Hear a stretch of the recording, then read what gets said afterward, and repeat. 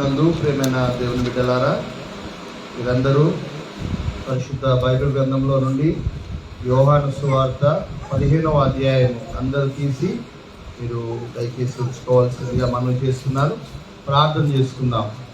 పరిశుద్ధుడా, పరలోకమందున మా తండ్రి, మీ నామమునకు వేల కొలదిగా వందనాలు, కృతజ్ఞతాస్తుతులు, స్తోత్రం చెల్లిస్తున్నాం. ప్రభువా, ఈ రాత్రికాల సమయంలో నైనా నీ వాక్యాన్ని మేము ధ్యానిస్తుండగా పరిశుద్ధాత్మ సహాయతను మాకు అనుగ్రహించి ఈ వాక్యం ద్వారా నీ ప్రజలతో మీరు మాట్లాడండి. నైనా నీ దాసునైనా నన్ను నైనా ప్రభాతని నీ ఆధీనంలో ఉంచుకుని నాయన ప్రభాతని విడుదలకు బోధిస్తుండగా తగినటువంటి శక్తిని, ఆత్మ జ్ఞానమును నాకు దయచేయమని వేడుకొంచున్నాం. దేవా, మీకే స్తోత్రమునైనా ప్రభాతని మీరే సహాయం చేసి నడిపించమని యేసుక్రీస్తు పరిశుద్ధ నామమును వేడుకొంచున్నాను తండ్రి, ఆమేన్. క్రీస్తునందు ప్రియమైన దేవుని బిడ్డలారా, ఈ రాత్రికాల సమయంలో మరి పిచ్చయ్య గారు, పూలమ్మ గారి యొక్క గృహంలో ఈ రీతిగా ప్రార్థన కూడికను ఏర్పాటు చేసుకోవటము ఇది దేవుని యొక్క చిత్తము. వారు ప్రేమతో మనందరినీ కూడా వారి గృహానికి ఆహ్వానించారు. అదే రీతిగా ఈ దినమున వాళ్ళ యొక్క అల్లుడు, కుమార్తె, మనవరాలు వచ్చారు. అదే రీతిగా చిన్న కుమార్తె కూడా వచ్చింది. కనుక సంతోషంగా వాళ్ళ గృహంలో ఈ రీతిగా ప్రార్థన ఏర్పాటు చేసుకోవాలని పూలమ్మ చాలా కాలం క్రితం చెప్పింది. మరి శుక్రవారం రోజు అనగానే నేను సరే అని చెప్పాను. కానీ ఈరోజు మాకు పాస్టర్స్ మీటింగ్ ఉంది, తర్వాత ఆల్ నైట్ ఉంది. కాబట్టి పాస్టర్స్ మీటింగ్ అటెండ్ కాలేకపోయినా కానీ ఆల్ నైట్ పోవాలని. కాబట్టి దేవుని బిడ్డలారా, మరి ఈరోజు ఈ రాత్రి కాలము దేవుని వాక్యాన్ని మనం విందాం. అందరము యోహాను సువార్త 15వ అధ్యాయము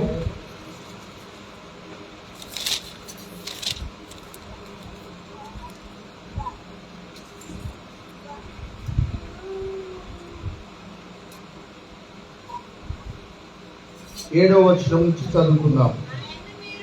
నా యందు మీరును మీ యందు నా మాటలను నిలిచి ఉండిన ఎడల మీకేది ఇష్టమో అడుగుడి, అది మీకు అనుగ్రహింపబడును. మీరు బహుగా ఫలించడం వలన నా తండ్రి మహిమపరచబడును. ఇందువలన మీరు నా శిష్యులగుదురు. తండ్రి నన్ను ఎలాగూ ప్రేమించెనో నేను మిమ్మల్ని అలాగూ ప్రేమించుతిని. నా ప్రేమ యందు నిలిచియుండుడి. నేను నా తండ్రి ఆజ్ఞలు గైకొని ఆయన ప్రేమ యందు నిలిచి ఉన్న ప్రకారము మీరును నా ఆజ్ఞలు గైకొని ఎడల నా ప్రేమ యందు నిలిచియుండురు. మీ యందు నా సంతోషము ఉండవలనని, మీ సంతోషము పరిపూర్ణము కావాలని ఈ సంగతులు మీతో చెప్పుచున్నాను. నేను మిమ్మల్ని ప్రేమించిన ప్రకారము మీరొకరినొకడు ప్రేమింపవలననుటే నా ఆజ్ఞ. తన స్నేహితుల కొరకు తన ప్రాణం పెట్టువానికంటే ఎక్కువైన ప్రేమ గలవాడు లేడు. నేను మీకు ఆజ్ఞాపించిన వాటిని చేసినట్లా మీరు నా స్నేహితులైందురు. దేవుడు తన పరిశుద్ధ వాక్యమును మనందరి వినికిల్లో దీవించును గాక.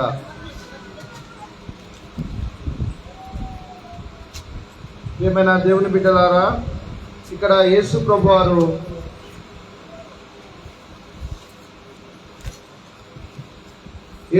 వారు తాను మాట్లాడుతూ ఏమంటున్నారంటే, మీరు బహుగా ఫలించాలి. మనందరం ఏం కావాలా? బహుగా ఫలించాలని దేవుని యొక్క ఆశయం ఉన్నది. మనము మన జీవితాలు ఫలభరితంగా ఉండాలి. ఎండిపోయినవిగా, వాడిపోయినవిగా, దేవునికి ఇష్టం లేనటువంటివిగా ఉండటానికి వీల్లేదు. మీరు బహుగా ఫలించాలి అని దేవుడు సెలవిస్తున్నాడు. ఒక వ్యక్తి బహుగా ఫలించాలంటే అతడు క్రీస్తులో అంటుకట్టబడి ఉండాలా. ద్రాక్షవల్లిలో తీగ ఏ రీతిగా అంటుకట్టబడి ఉంటుందో అదే రీతిగా ఒక వ్యక్తి క్రీస్తులో అంటుకట్టబడి ఉన్నప్పుడు అతడు బహుగా ఫలిస్తాడని వాక్యం సెలవిస్తుంది. మీరు బహుగా ఫలించడం వలన నా తండ్రి మహిమపరచబడును. ఇందువలన మీరు నా శిష్యులగుదురు. యేసయ్య శిష్యులుగా ఎట్లా పిలువబడతాం? ఏ రీతిగా పిలువబడతామంటే మనం బహుగా ఫలించుట ద్వారా దేవుని నామము మహిమపరచబడుతుంది. అప్పుడు మనందరం కూడా ఏమని పిలువబడతామంట? ఆయన యొక్క శిష్యులని. ఇందును బట్టి ఇందువలన మీరు నా శిష్యులగుదురు. దేవుని బిడ్డలారా, దేవుని శిష్యులు, దేవుని శిష్యురాండ్రు, దేవుని బిడ్డలమైనటువంటి మనము బహుగా ఫలించాలి. ఎట్లా ఫలించాలా? బహుగా ఫలించాలి. తీగ ద్రాక్షవల్లిలో ఉంటేనే కానీ ఎలాగూ ఫలించదో అలాగే మనము కూడా క్రీస్తులో అంటుకట్టబడకపోతే మనం ఫలించలేము. మనం వాడిపోతాం, ఎండిపోతాం. ఎండిపోయినటువంటి ఆ తీగలను మనుషులు ఏం చేస్తారంటే, మనుషులు పోగు చేసి ఒక కుప్పగా చేసి అది పారవేసి దాన్ని అగ్నితో కాల్చివేస్తారు. ఎండిపోయిన తీగలను ఏం చేస్తారమ్మా?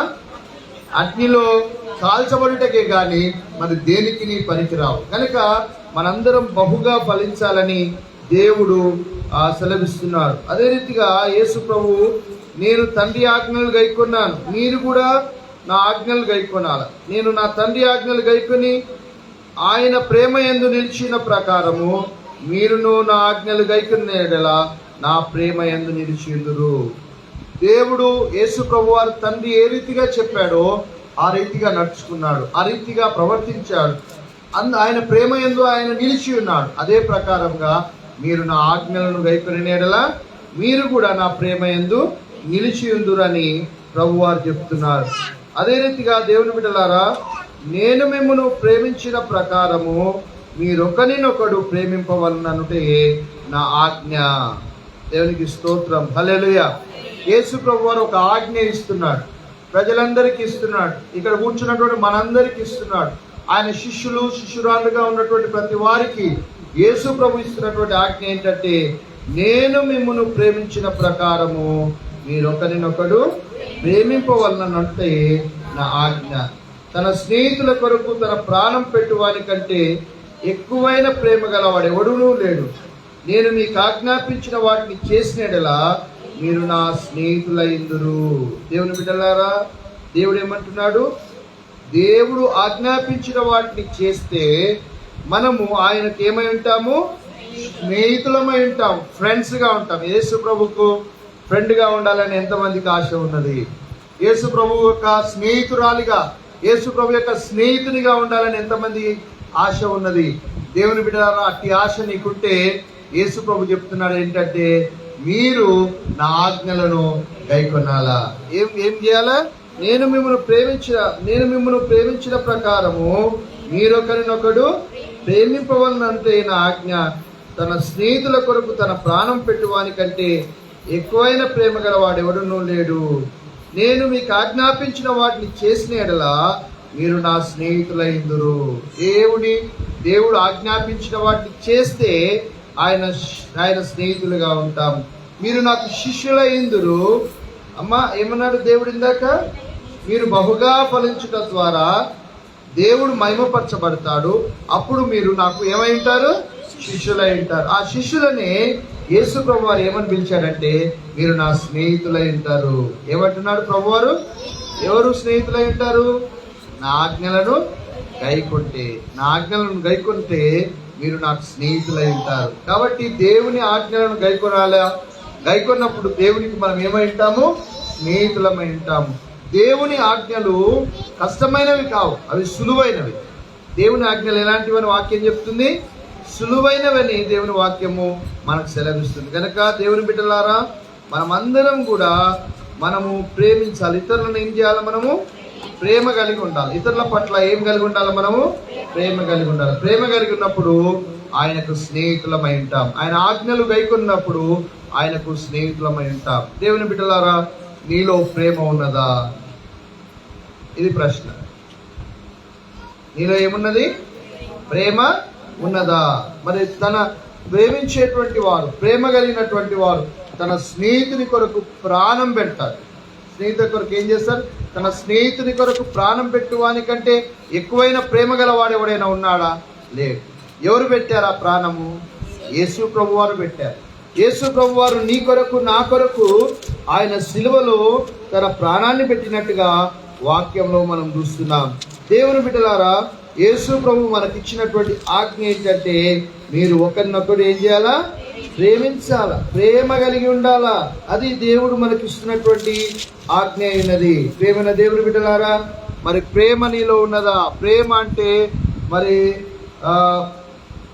ప్రేమ అంటే మరి ఏంటో మనం చూద్దాం. సహోదరులారా, లోకము మిమ్మల్ని ద్వేషించినట్లా ఆశ్చర్యపడకుడి.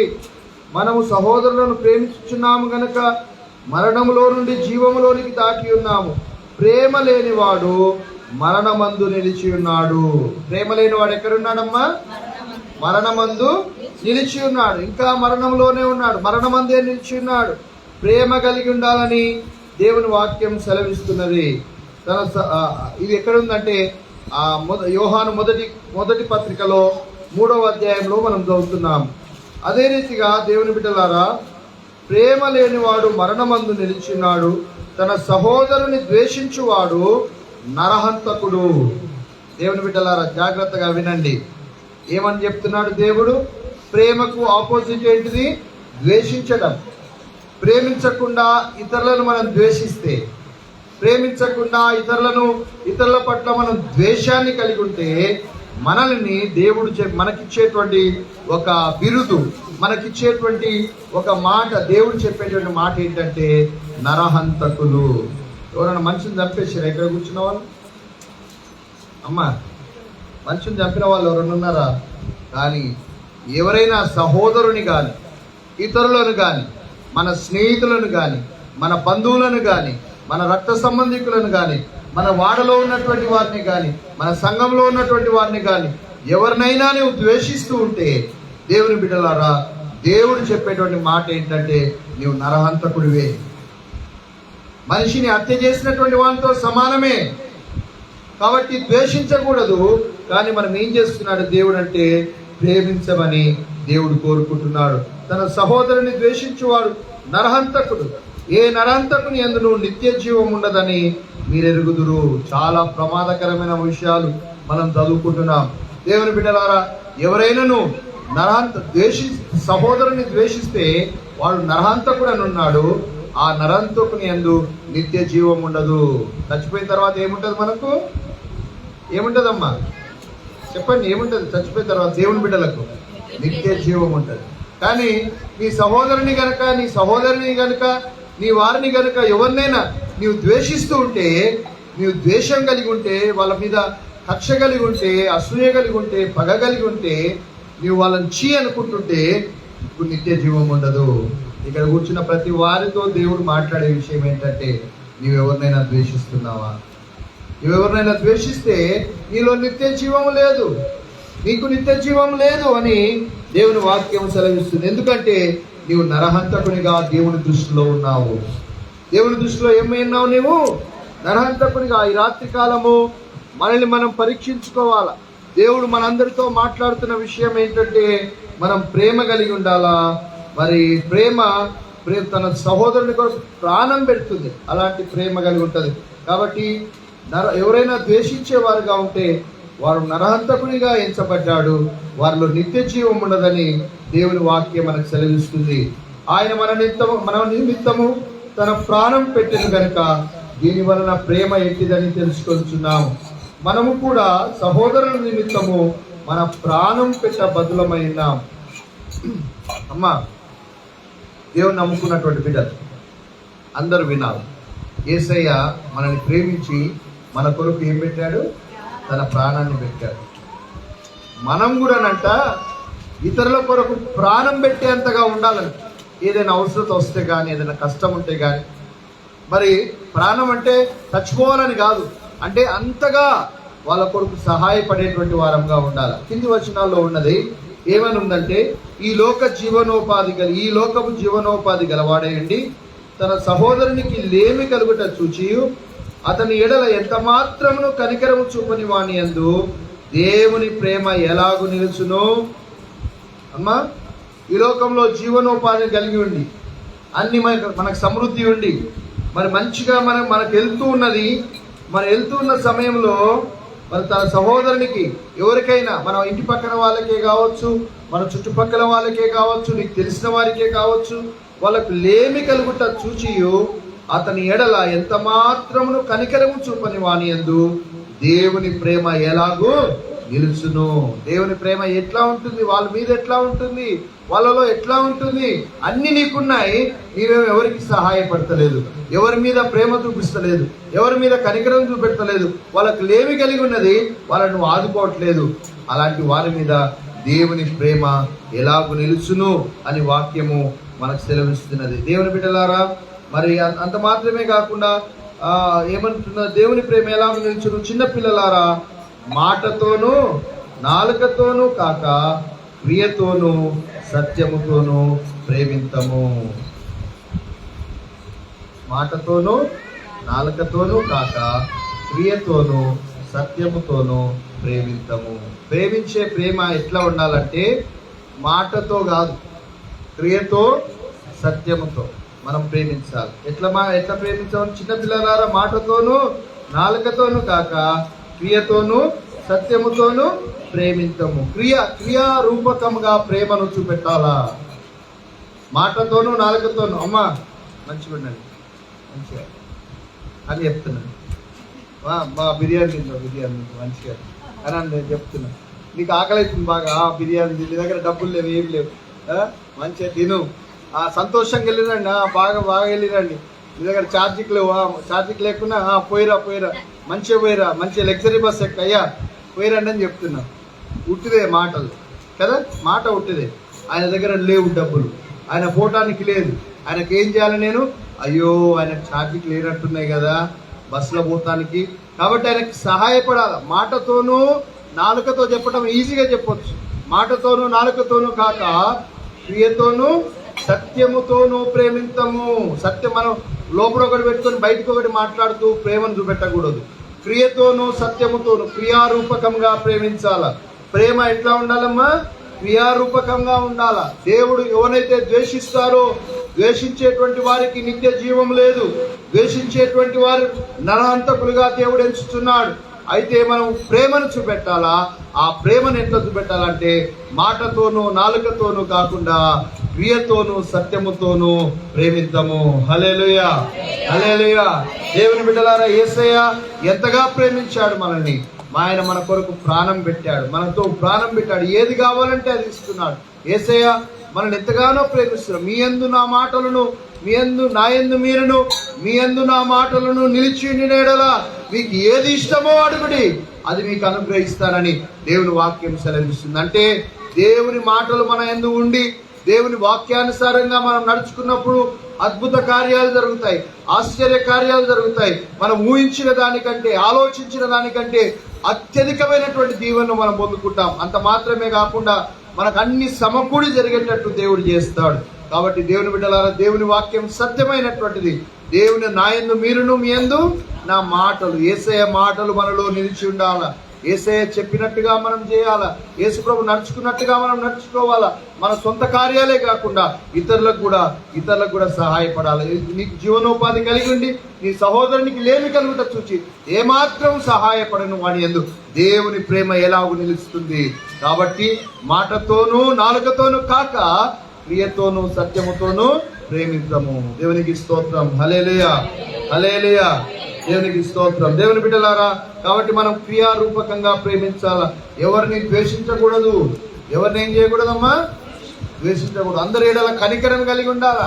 కనికరం ఎలాంటి కనికరం లేకుండా ఉంటే వాని యందు దేవుని ప్రేమ ఎలాగుంటుంది?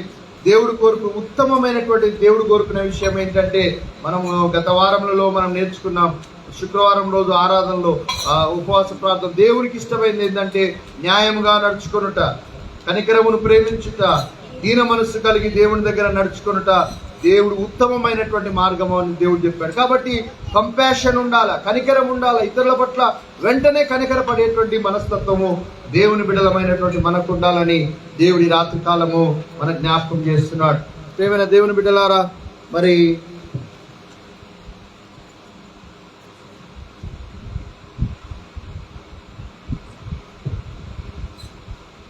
ఇంకా దేవుని వాక్యంలో మనం చూస్తే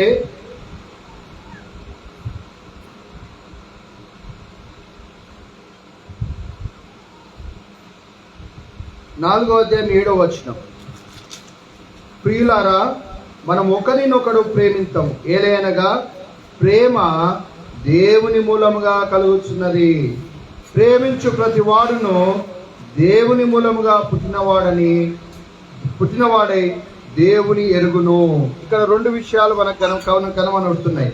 ప్రియులారా, మనం ఒకరినొకరు ప్రేమిస్తాము. ఏలయనగా ప్రేమ దేవుని మూలముగా కలుగుచున్నది. ప్రేమ ఎవరి మూలముగా కలుగుచున్నదమ్మా?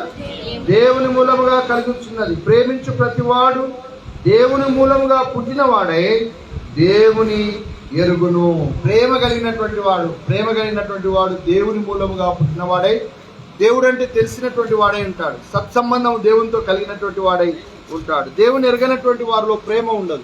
దేవుని ఎరగనటువంటి వారిలో ద్వేషం ఉంటది, అసూయ ఉంటది, పగ ఉంటది, కుట్ర ఉంటది, మత్సరం ఉంటది.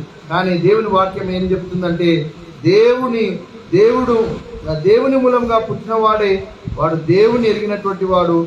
అలాంటి వాడు ప్రేమించేటువంటి వాడుగా ఉంటాడు. ప్రేమించే ప్రతి వాడు దేవుని మూలంగా పుట్టిన వాడై దేవుని ఎరిగినటువంటి వాడై ఉన్నాడని వాక్యం సెలవిస్తుంది. అదే రీతిగా దేవుడు ప్రేమాస్వరూపి. చెప్పండి అందరూ, దేవుడు ఎలాంటి వాడమ్మా? ప్రేమాస్వరూపి. కింద ఏమై ఉన్నది? అది ఫుట్ నోట్లో ఏముంది? దేవుడు ప్రేమయ్య ఉన్నాడు. దేవుడు ఏమై ఉన్నాడమ్మా? ప్రేమయ్య ఉన్నాడు. దేవుడు ప్రేమాస్వరూపి. ప్రేమ లేనివాడు దేవుని ఎరగడు. అమ్మా, ద్వేషించేటువంటి వాడు నిత్య జీవం లేదు. ప్రేమ లేనటువంటి వాడు దేవుణ్ణి ఎరిగినటువంటి వాడు కాదు. నీలో ప్రేమ ఉన్నదా? మళ్ళీ ప్రశ్న. నువ్వు ప్రేమిస్తున్నావా? మళ్ళీ ప్రశ్న. కాబట్టి దేవుని బిడ్డలారా, మరి ప్రేమ కలిగినటువంటి వాడు ఏం చేస్తాడంటే, ఎవరైనా కష్టంలో ఉన్నప్పుడు వాళ్ళ మీద కనికరం చూపెడతాడు. ప్రేమ కలిగినటువంటి వాడు దేవుడు నిజంగా యేసయ్య ప్రేమించే రీతిగా ప్రేమిస్తాడు. ద్వేషించేటువంటి వానికి నిత్య జీవం లేదని దేవుని వాక్యం సెలవిస్తుంది. ప్రేమ కలిగినటువంటి వాడు దేవుని మూలముగా ఆ ప్రేమ కలుగుతుంది కనుక వాడు దేవుని మూలముగా పుట్టినవాడై దేవుని ఎరిగినటువంటి వాడుగా ఉంటాడు. మనం ఆయన ద్వారా జీవించినట్లు దేవుడు తన అద్వితీయ కుమారుని లోకంలోనికి పంపెను. దీని వలన దేవుడు మన యందుంచిన ప్రేమ ప్రత్యక్షపరచబడెను. ఒక్కడే కొడుకు ఆయనను ఎవరి కొరకు పంపించాడు? మన కొరకు పంపించాడు. ఒక్కడే. ఆయన శిలువ మరణము పొందేనంతగా ఆయన ఎంతో శిలువ మరణాన్ని పొంది ఆయన బాధింపబడి ఆయన ఎంతో వేదన పడి చనిపోయాడు. ఆ ఒక్క కుమారుని మన కొరకు ఆయన పంపించాడంటే దీంట్లో ఏమున్నదమ్మా? ప్రేమ ఉన్నది. ఏమున్నదమ్మా అంటే త్యాగము. ప్రేమలో ఏమున్నదంటే త్యాగం ఉన్నది. మనము దేవుని ప్రేమించటమని కాదు, తానే మనల్ని ప్రేమించి మన పాపములకు ప్రాయశ్చిత్తమయ్యుటకు తన కుమారుని పంపెను. ఇందులో ప్రేమ ఉన్నది. ఏమున్నది దీంట్లో? మనందరి పాపములకు ప్రాయశ్చిత్తం కలగటానికి యేసయ్య ఈ లోకానికి వచ్చాడు. అదే రీతిగా దేవుని బిడ్డలారా, ప్రియులారా, దేవుడు మనల్ని ఇలాగ ప్రేమింపగా మనం ఒకరినొకరు ప్రేమింప బద్ధులమై ఉన్నాము. ఇంతగా దేవుడు ప్రేమించాడమ్మా. ఒక్కగానొక్క కుమారుని పరలోకంలో నుండి నీ కొరకు పంపించాడు. ఆయన శిలువలో నీ కొరకు మరణించాడు, సమాధి చేయబడ్డాడు, తిరిగి లేచాడు. ఆయన నీకు ప్రాయశ్చిత్తం కలగజేశాడు. ఇంతగా దేవుడు తన కుమారుని ఎడల మన ఎడల తన కుమారుని యొక్క ప్రేమను చూపించాడు, తన ప్రేమను చూపించాడు, త్యాగం చేశాడు. కాబట్టి మనము కూడా ఒకరినొకరము ప్రేమింప బద్ధులమై ఉన్నాం. ఒకరినొకరము ప్రేమింప బద్ధులమై ఉన్నాం అంటే తప్పకుండా ప్రేమించాల్సిందే. మనం కూడా ఒకరినొకరు ప్రేమించాల్సిందే. ద్వేషించకూడదండి. ఒకరిని మనం ఏం చేయకూడదు? ద్వేషించకూడదని దేవుని వాక్యం మనకు సెలవిస్తున్నది. ఏ మానవుడును ఎప్పుడును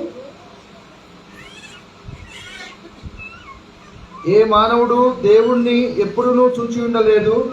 మనం ఒకరినొకడు ప్రేమించిన యెడల దేవుడు మన యందు నిలిచియుండును. ఆయన ప్రేమ మన యందు సంపూర్ణమగును. దీని వలన మనం ఆయన యందు నిలిచి ఉన్నామని మరియు ఆయన మన యందున్నాడని తెలుసుకొనుచున్నాము. దేవుని బిడ్డలారా, ఎవరైనా దేవుని చూసారండి? చూసారా? చెప్పండి, నిజంగా చెప్పండి. చూడలేదు కదా? మరి దేవుడు ఏ మానవుడు దేవుని ఎప్పుడూ చూచి ఉండలేదు. మనం ఒకరినొకరు ప్రేమించిన యెడల దేవుడు మన యందు నిలిచియుండును. ఆయన ప్రేమ మన యందు సంపూర్ణమగును. మనం ఎవ్వరం కూడా దేవుని ఇంతవరకు చూడలేదు. ఎట్లా ఆయన మనలో ఉంటాడు, ఎట్లా మనలో ఉంటాడంటే మనం ఒకరినొకరు ప్రేమించినలా ఆయన మనలో ఉంటాడు. ఆయన ప్రేమ మనలో సంపూర్ణమవుతుంది. ఎంత ఎంత ఎంత ప్రాముఖ్యమో ప్రేమ చూడండి. ప్రేమ చాలా ప్రాముఖ్యం. ప్రేమ కలిగి ఉండాల, ద్వేషించకూడదు. మనము యేసయ్య మనలో ఉన్నాడు అనడానికి రుజువు ఏంటంటే మనం ఇతరుల పట్ల ప్రేమ కలిగి ఉన్నామని. నువ్వు ద్వేషిస్తున్నావంటే నీవు జాగ్రత్తగా నువ్వు పరీక్షించుకొని నీ తప్పును ఒప్పుకొని, యేసయ్య నేను ఫలాని వారిని ద్వేషిస్తున్నాను, ఫలాని వారిని దూషిస్తున్నాను, ఫలాని వారిని అసహించుకుంటున్నాను, నన్ను క్షమించని నువ్వు క్షమాపణ కోరుకొని నీవు క్రీస్తు ప్రేమను కలిగి ఉండి ఒకరినొకరు ప్రేమించేటువంటి వారుగా ఉండాలా. అప్పుడు దేవుని యందు నువ్వు నిలిచినటువంటి వారుగా ఉంటాడు. ఎవడు నా యందు నిలిచిండునో, నేను ఎవరి యందు నిలిచిండునో వాడు బహుగా ఫలించును. తీగ ద్రాక్షావళి యందు నిలిచి ఉంటేనే గాని ఎలాగూ ఫలింపదో, నేను ఎవరినెంత నిలిచుంటానో వాడు ఫలిస్తాడు. తీగ ద్రాక్షావళిలో ఉంటేనే ఫలిస్తుంది. అట్లనే దేవుని బిడ్డలారా, మనం ఒకరినొకరు ప్రేమిస్తేనే దేవునిలో నిలిచి ఉన్నటువంటి వారు. మనం ఒకరినొకరు ప్రేమిస్తేనే మనం ఆయనలో నిలిచిన్నవారు. అక్కడ తీగ గురించి చెప్పాడు, ద్రాక్షావళి గురించి చెప్పాడు. ఆ ద్రాక్షావళి ఏంటంటే యేసయ్యలో నీవు నిలిచి ఉండాలంటే నువ్వు ఒకరినొకరు ప్రేమించాలా. ఏం చేయాలమ్మా చెప్పండి.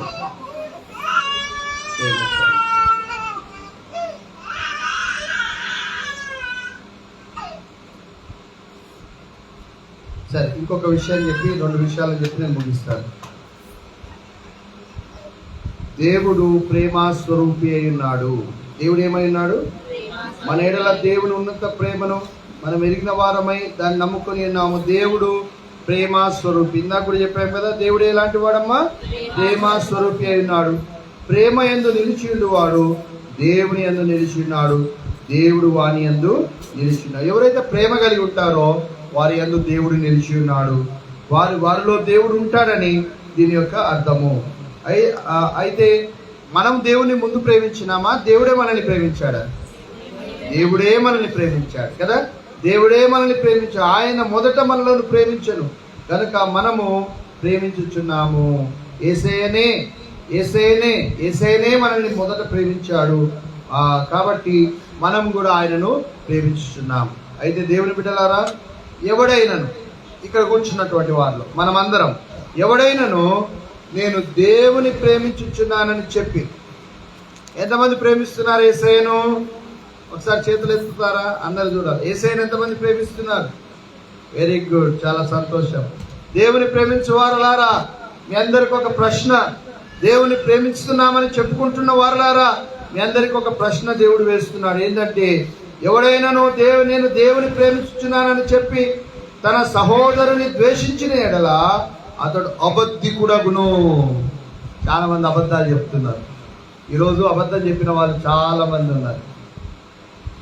ఎంతో మందిని ద్వేషిస్తున్నావు, ఎంతో మందిని దూషిస్తున్నావు, ఎంతో మందిని అసహించుకుంటున్నావు, ఎంతో మందిని నీవు అసూయ కలిగి ఉన్నావు, మత్సరం కలిగి ఉన్నావు. మరి నేను ఈ సహోదరుని నేను దేవుని ప్రేమిస్తున్నానని ఎట్లా చెప్తున్నావు? ఎదుట ఉన్నటువంటి సహోదరుని ప్రేమించలేనటువంటి వాడవు, నీవు దేవుని ప్రేమించలేవు గనక నీవు అబద్ధికుడవు. దేవుని ఎవరన్నా చూశారమ్మా? చూడనటువంటి దేవునేమో ప్రేమిస్తున్నా అని చెప్తున్నావు, చూసేటువంటి సహోదరునేమో ద్వేషిస్తున్నావు. కాబట్టి దేవుడు ఏమని చెప్తున్నాడంటే, ఎవడైనాను నేను దేవుని ప్రేమించుతున్నానని చెప్పి తన సహోదరుని ద్వేషించిన ఎడల అతడు అబద్ధికుడగును. తాను చూచిన తన సహోదరుని ప్రేమింపని వాడు తాను చూడని దేవుని ప్రేమింపలేడు. దేవుని ప్రేమించువాడు తన సహోదరుని కూడా ప్రేమింపవలనను ఆజ్ఞను మనం ఆయన వలన పొంది ఉన్నాము. దేవునికి స్తోత్రం. హల్లెలూయా, హల్లెలూయా. దేవుని బిడ్డలారా, మరి దేవుని నువ్వు ప్రేమిస్తున్నావంటే, ప్రేమిస్తున్నానని చెప్తున్నటువంటి నీవు నీ సహోదరుని కూడా ద్వేషించాలి. సంఘంలో, సమాజంలో, మన సంఘంలోనే ఎంతో మంది ఉన్నారు. వారిలో ఎంతమందిని నువ్వు ద్వేషిస్తున్నావో ఒకసారి ఆలోచన చేసి. ఎంతో మందిని ద్వేషిస్తున్నావు, ఎంతో మంది మీద దూషణ మాటలు మాట్లాడుతున్నావు. కనబడని దేవుణ్ణి ఏమో ప్రేమిస్తున్నానని చెప్తున్నావు, కానీ కనబడేటువంటి మనిషిని ఏమో ప్రేమించలేకపోతున్నావు. పుట్టి మాటలు చెప్పడం కాదు, నువ్వు నోటి మాట ద్వారా నాలుకతోను కాదు, మాటతోనూ నాలుకతోనూ కాక క్రియతోనూ సత్యముతోనూ ప్రేమించుతాము. దేవుని బిడ్డలారా, క్రియారూపకంగా చేయాలా, క్రియారూపకంగా ప్రేమించాలా. నీకు ఈ లోక జీవనోపాధి కలిగి ఉండి, ఈ లోకంలో నీకు అన్ని కలిగి ఉండి, నీవు ఎదుటివాడు కష్టంలో ఉన్నప్పుడు ఏమాత్రమును సహాయపడకుంటే నీలో దేవుని ప్రేమ ఎలాగుంటుంది? కాబట్టి దేవుని బిడ్డలారా, సహాయపడే వారముగా ఉండాలా, మంచి చేసే వారముగా ఉండాలా. అదే రీతిగా మనం ద్వేషించే వారముగా ఉండకూడదు. నీవు ఎవరినైనా ద్వేషిస్తూ ఉంటే నీవు నరహంతకుడవని దేవుని వాక్యం చెప్తుంది. ఏ నరహంతకుని అందు నిత్య జీవం ఉండదు. ఏ నరహంతకుని అందు ఏముండదు? నిత్య జీవం ఉండదు. దేవుని నమ్ముకొని నరహంతకులుగా ఉందామా? యేసయ్య కొత్త ఆజ్ఞను నేను మీకు ఇస్తున్నాను, నేను మిమ్మల్ని ప్రేమించినట్లు మీరు కూడా ఒకరినొకరు ప్రేమించండి, అప్పుడు మీరు నాకు స్నేహితులై ఉంటారు. మీరు బహుగా ఫలిస్తే మీరు నాకు శిష్యులుగా ఉంటారు అని ప్రభువారు చెప్తున్నాడు. ప్రియమైన స్నేహితులారా, మనందరినీ కూడా దేవుడు స్నేహితులుగా చూడాలనుకుంటున్నాడు. మనందరిని ఎట్లా చూడాలనుకుంటున్నాడు? యేసయ్య ఆయన స్నేహితులను పిలుస్తున్నారు. ఆయనను పోలి మనం నడుచుకోవాలి, ఆయన రీతిగా మనం నడుచుకోవాలి, ఆయన చెప్పినట్టుగా మనం నడుచుకోవాలా. మరి ఎవరినైనా పాపము వాళ్ళకి తెలియకపోవచ్చు. నేను రమేష్ను ఒకవేళ ద్వేషిస్తున్నానేమో, రమేష్కి తెలియకపోవచ్చు నేను ద్వేషిస్తున్నానని. కానీ ఒకవేళ నాకు తెలుసు కదా, నేను ద్వేషిస్తే ఎవరికి తెలుసు? నాకు తెలుసు, దేవునికి తెలుసు, నాకు తెలుసు. కాబట్టి నీవు ఎవరినైనా ద్వేషిస్తూ ఉంటే ఈ రాత్రికాల సమయంలో నీ పాపం నొప్పుకో, నీ తప్పు నొప్పుకో. యేసయ్యా, నేను అందరినీ ప్రేమించే బిడ్డగా ఉండటకు సహాయం చేయండి. నీవు చెప్పిన రీతిగా నేను నడుచుకోవాలి ప్రభువా. యేసయ్య చెప్పినట్టు నడుచుకోకపోతే చాలా కష్టము.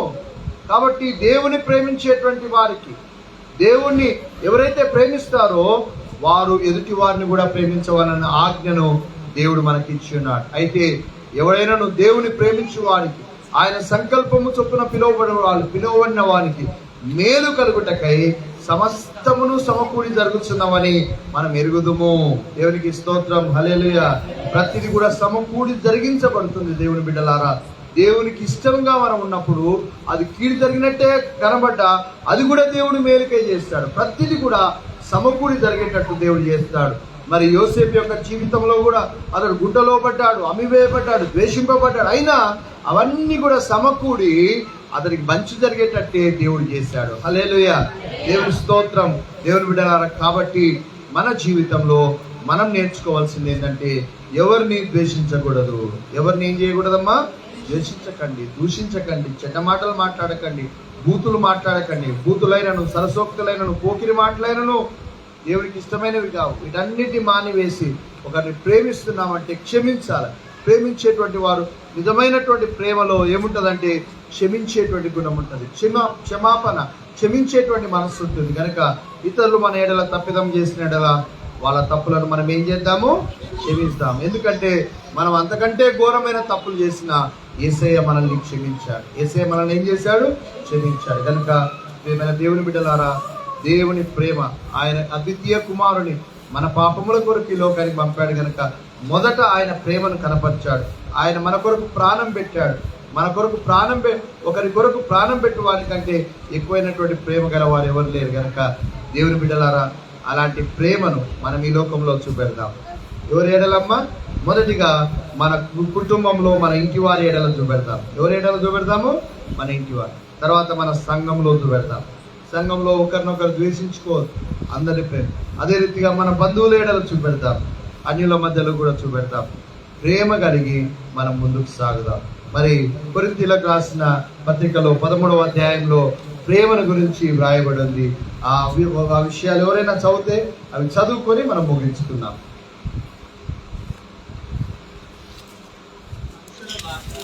మనుషుల భాషలతోనూ దేవదూతల భాషలతోనూ నేను మాట్లాడినను ప్రేమ లేని వాడనైతే మోగెడు కంచును గనగనలాడు తాళమును విందును. ప్రవచించు కృపావరము కలిగి ఉండి మర్మములన్నీ జ్ఞానమంతయు ఎరిగిన వాడనైనను కొండలను పెరికింపగల పరిపూర్ణ విశ్వాసము. అమ్మా,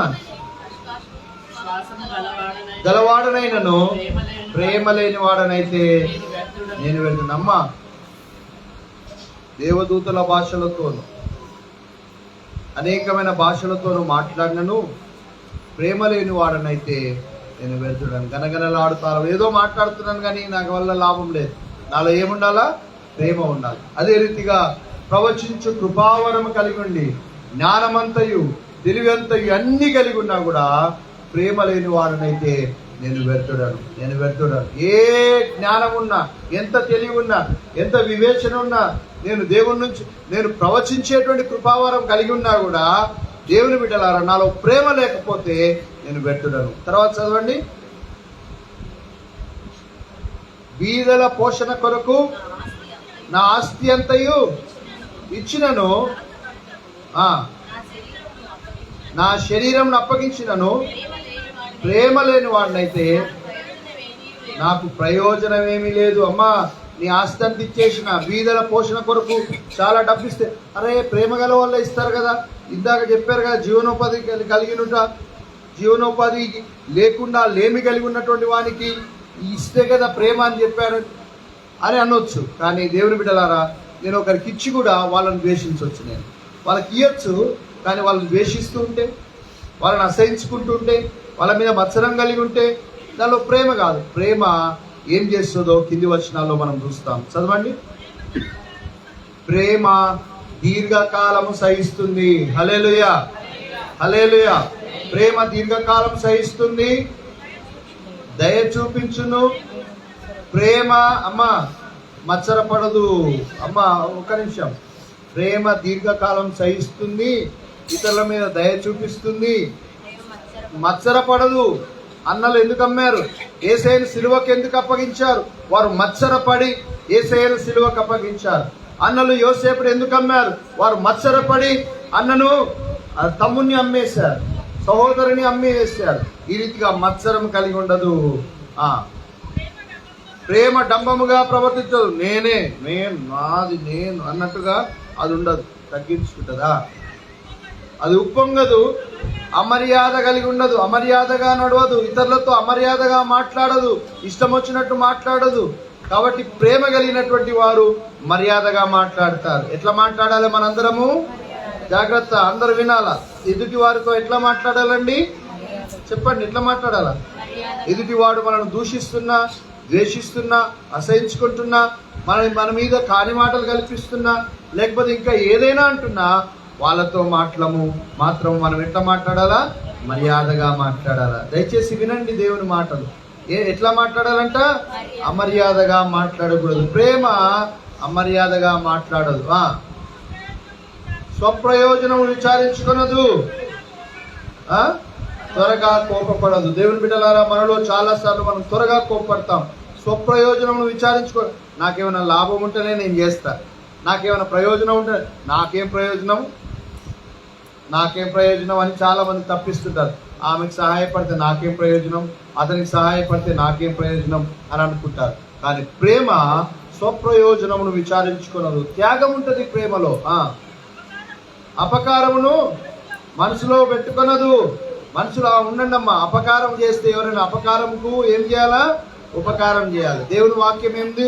వాడి తల మీద నీ శత్రువు ఆకలి కొనినప్పుడు, వాడు దప్పికొనినప్పుడు వాడి తల మీద నిప్పులు కుప్పగా పోయి వానికి ఆహారం పెట్టాలి. దప్పికొన్న వానికి దాహం ఇవ్వాలి. అప్పుడు వాని తల మీద నీవు నిప్పులు కుప్పగా పోసినటువంటి వాడవుగా అవుతావని దేవుని వాక్యం సెలవు. అపకారమును మనసులో పెట్టుకోదు. ఎవరైనా అపకారం చేస్తే నేను సచ్చేంత వరకు వాళ్ళతో మాట్లాడననే వాళ్ళు ఉంటారు చాలా మంది. తర్వాత వాళ్ళకి హెల్ప్ చేయొద్దు. వాడు నాకు అట్లా చేసింది కాబట్టి వానికి తగిన శాస్తి నేను చేస్తాను అని అనుకుంటారు చాలా మంది. పొరపాటు అది తప్పు. మనం చేయకూడదు. కీడుకు ప్రతి కీడు చేసేదని అనుకొనవద్దు. యెహోవా కొరకు కనిపెట్టుకొనుము, ఆయన నీ హృదయవాంఛలను తీర్చును.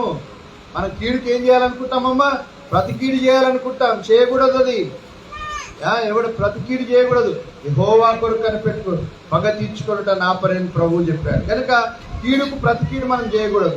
చదవండి అమ్మా. దుర్నీతి విషయమై సంతోషింపక సత్యమునందు సంతోషించును. అన్నిటినీ తాలుకొనును, అన్నిటినీ అమ్మ కాదు ఓర్చు, అన్నిటినీ నమ్మును, అన్నిటినీ నిరీక్షించును, అన్నిటినీ ఓర్చును, ప్రేమ శాశ్వత కాలముండును. ఏముంటదంట? శాశ్వత కాలము ప్రేమ. ప్రేమ శాశ్వత కాలముండును, ప్రేమ అన్నిటిలో శ్రేష్టము. ప్రేమ శాశ్వత కాలముండును, ప్రేమ అన్నిటిలో శ్రేష్టము. తర్వాత 3 విషయాలు అక్కడ రాయబడి ఉంటుంది. ఏమేమి నిలిచుంటాయంట? ఆఖరికి అన్ని పోయినా కూడా ఏం నిలిచుంటాయి చూడండి. విశ్వాసము, నిరీక్షణ, ప్రేమ, ఈ 3ను నిలిచును. వీటిలో శ్రేష్టమైనది ప్రేమయే. దేవునికి స్తోత్రం, హల్లెలూయా.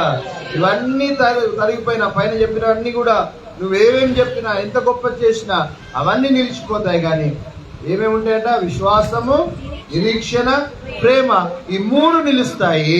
వాటిలో శ్రేష్టమైనది ప్రేమయే. దేవునికి స్తోత్రం, హల్లెలూయా. శ్రేష్టమైనటువంటి వాటిని మనం ధరించుకోవాలా. శ్రేష్టమైనది ఏందమ్మా? ప్రేమ. శ్రేష్టమైనది ఏంది? ప్రేమ. ఈ ప్రేమను నువ్వు కలిగి ఉండాలా. నువ్వు ప్రేమ లేని వాడవైతే నువ్వు అబద్ధికుడు. నీలో నిత్య జీవం లేదు. నువ్వు ద్వేషిస్తూ ఉంటే నువ్వు నరహంతకునిగా దేవుడు ఇచ్చాడు. కానీ యేసయ్య ఏమంటున్నాడు? మీరు నా ఆజ్ఞలను గైకొని ఎడల, మీరు నా ప్రేమ యందు నిలిచి ఎడల మీరేమై ఉన్నారు? మీరు నాకు స్నేహితులై ఉన్నారు. మీరు బహుగా ఫలిస్తే మీరు నాకు శిష్యులై ఉన్నారని ప్రభు చెప్తున్నాడు. కనుక ప్రభు మాటలకు లోబడదాం. ప్రభు మాటలకు ఏం చేయాలా? లోబడాలి. ఎవరు మనల్ని ద్వేషించినా మనం వాళ్ళని ప్రేమిద్దాం. ఆ ప్రేమతో జయిద్దాం. ఎవరినైనా ద్వేషించకండి, ఎవరినైనా దూషించకండి, ఎవరిని కూడా అసహించుకోకండి. అందరి మేడల మనం ప్రేమ కలిగి ఉందాం. అందరి ఏడల ఏం కలిగి ఉందాం? ప్రేమ. ప్రేమ శాశ్వత కాలం ఉంటుంది. కనుక ఎవరితోనైనా ప్రేమతో ఎంతకాలం ఉంటాం ఈ లోకంలో? ఎంతకాలం ఉంటాం? 200 సంవత్సరాలు బ్రతుకుతాం. బ్రతుకుతామా? 100 సంవత్సరాలు బ్రతుకుతాం. బ్రతుకుతాం. ఏమో బ్రతుకుతారేమో మొండోళ్ళు కొంతమంది. మరి ఒక ఆయన మా బంధువు ఒక ఆయన ఉన్నాడు, కాలేజ్ సార్ అని ఉండే, అప్పుడు చనిపోయాడు. ఆయన మామయ్య మీ ఎంత వయసు అంటే 70 ఏళ్ళలో సిగ్గు తప్పి బతుకుతున్నా అంటున్నాడు. అంటే ఆయుష్కాలం 70 సంవత్సరాలు, అధిక బలం ఉన్న ఎడల 80 సంవత్సరాలు. అయినను వాటి వైభవము ఆయాసమే, దుఃఖమే. అయినా అంతకాలం బ్రతుకమో ఈ కొద్ది కాలంలోనే ఇంత ద్వేషము, ఇంత అసూయ, ఇంత పగలు, ఇవన్నీ ప్రతీకారాలు మనకు అవసరం లేదు. దేవుని ప్రేమను మనం కలిగి ఉన్నాం. ఏం కలిగి ఉన్నామండి? దేవుని ప్రేమ కలిగి ఉన్నాం. ప్రేమలో క్షమాపణ ఉన్నది, తగ్గింపు ఉన్నది. ప్రేమ దీర్ఘకాలం సహిస్తుంది, దయ చూపిస్తుంది. అపకారం చేసిన వాళ్ళని మనసులో పెట్టుకోదు, అపకారంను మనసులో పెట్టుకోదు, డంబముగా నడవదు, అది ఉప్పొంగదు, అమర్యాదగా ప్రవర్తించదు. కాబట్టి మనం మంచి ప్రవర్తన కలిగి దేవునికి ఇష్టలుగా ఉండుటకు పరిశుద్ధాత్మ దేవుడు మనకు సహాయం చేసి నడిపించునుగాక. అందరం నేర్చుకున్న సత్యం ఏంటంటే ప్రేమ కలిగి ఉందాం. ప్రేమ శాశ్వత కాలం ఉంటుంది. ప్రేమ ఎంత కాలం ఉంటుంది? శాశ్వత కాలం. ఆ ప్రేమను కలిగి ఉండాలి. ఇంతమంది విన్నాం, ప్రాక్టికల్గా చేయాలి. అందరం విన్నాం కానీ ప్రాక్టికల్గా ఏం చేయాలి? చేయాలి. చేయకుంటే వ్యర్థమే. నాతో పాటు నేను చెప్పిన వాళ్ళని నేను తప్పకుండా చేయాలి. విన్నటువంటి మీరు తప్పకుండా అనుసరించి చేయాలి. ఎవరు ద్వేషించినా ద్వేషించొద్దు, మనం వాళ్ళని ప్రేమించాలి. అప్పటి వరకు కోపం వస్తుందేమో, బాధ అవుతుందేమో, కానీ వాళ్ళని ద్వేషించొద్దు. వాళ్ళని ప్రేమించాలి. వాళ్ళని ఏం చేయాలి? మనము ప్రేమించాలి. అలాంటి ప్రేమతో మనందరం ముందుకు సాగుటకు, దేవుని మనస్సు కలిగి మనం ముందుకు సాగుటకు, యేసయ్యకున్నది ఆ మనస్సును కలిగి ముందుకు సాగుటకు పరిశుద్ధాత్మ దేవుడు మనందరికీ సహాయం చేసి నడిపించునుగాక. దేవుడు మిమ్మలను దీవించునుగాక. ఆమేన్, ఆమేన్. ప్రార్థన చేసుకున్నాం. దయచేసి అందరి కళ్ళు మూసుకొని ప్రార్థన. పరిశుద్ధుడా, పరలోకమందున మా తండ్రి, మీకు స్తోత్రం నాయన. ఈ రాత్రికాల సమయంలో నాయన ప్రేమను గురించి మాకు జ్ఞాపకం చేసినందుకు మీకు వందనాలు నాయన. ప్రభా తండ్రి, మేము ప్రేమ కలిగినటువంటి వారంగా ఉండటకు సహాయం చేయండి నాయన. మేము ఎవరిని ద్వేషించే వారంగా ఉండకుండా సహాయం చేయండి. మేము ఇతరులను ప్రేమించే వారంగా ఉండటకు సహాయం చేయండి. మేము నాయన నిన్ను ప్రేమిస్తున్నామని చెప్పి నాయన మా సహోదరులను, ఎదుటి వారిని ద్వేషిస్తే నాయన మేము అబద్ధికులమని వాక్యం చెప్తుంది. కనుక మేము అబద్ధికులుగా ఉండకుండా సహాయం చేయండి నాయన. నీ వాక్యాన్ని అనుసరించి నీ ప్రేమలో మేము నిలిచి ఉండి నీ వాక్యానుసారంగా ఈ లోకంలో నడుచుకున్నటకు మా అందరికీ సహాయం చేయమని, మమ్మల్ని అందరినీ నడిపించమని, మా అందరికీ తోడుగా ఉండమని వేడుకొచ్చున్నాం. పిచ్చయ్య గారిని, పూలమ్మ గారిని దీవించండి. వారి యొక్క కుమార్తెలు కోమాలికను ఆయన ప్రభావ బన్నీని దీవించండి. కోమాలికకి ఇచ్చినటువంటి ఆ కుమార్తెను, ఆమె యొక్క భర్త శ్రీకాంత్ను దీవించండి. వారి ప్రతి అవసరతను తీర్చండి. బిడ్డలందరిపైన మెండైన దీవెనలు ఆశీర్వాదాలు కుమ్మరింపచేయండి. ఈ రాత్రి కాలము ప్రార్థన కూడికకు వచ్చిన ఈ బిడ్డలందరిపైన సమృద్ధి అయిన దీవెనలు ఆశీర్వాదాలు మెండుగా మీరు కుమ్మరింపచేయమని యేసుక్రీస్తు పరిశుద్ధ నామమున వేడుకొంచున్నాను తండ్రి, ఆమేన్. పరలోకమందున మా తండ్రి, నీ నామం పరిశుద్ధపరచబడును గాక, నీ రాజ్యం వచ్చును గాక, నీ చిత్తం పరలోకమందు నెరవేర్చినట్టు భూమి మీద నెరవేరును గాక. మాకు కావలసిన అడిగిన ఆహారం నేను మాకు దయచేయము. మా రుణస్థులను మేము క్షమించిన ప్రకారం మా రుణములు క్షమించుము. వంశోధంలోని దుష్టుల నుండి తప్పించుము. ఎందుకంటే రాజ్యము, బలము, మహిమ నిరంతరము నీవైనవి తండ్రి, ఆమేన్. మన ప్రభువైన యేసుక్రీస్తు యొక్క కృప, పరమ తండ్రి అయిన దేవుని ప్రేమ, పరిశుద్ధాత్మ యొక్క అన్యోన్య సహవాసం ఈ ప్రార్థన కూడికలో పాల్పొందిన బిడ్డలందరికీ, ఈ కుటుంబానికి ఇప్పుడు ఎల్లప్పుడు సదాకాలము తోడైని నడిపించును గాక, ఆమేన్. ఆశీర్వాదం